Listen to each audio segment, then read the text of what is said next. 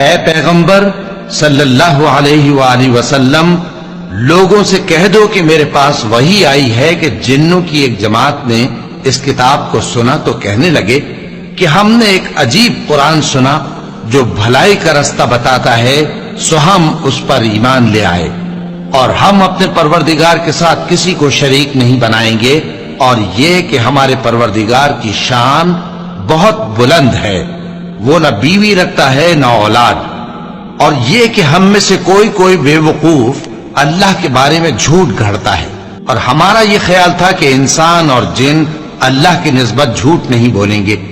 اور یہ کہ بعض بنی آدم بعض جنات کی پناہ لیا کرتے تھے تو اس سے ان کی سرکشی اور بڑھ گئی تھی،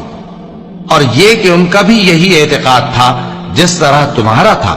کہ اللہ کسی کو نہیں زندہ کرے گا، اور یہ کہ ہم نے آسمان کو ٹٹولا تو اس کو مضبوط چوکیداروں اور انگاروں سے بھرا ہوا پایا،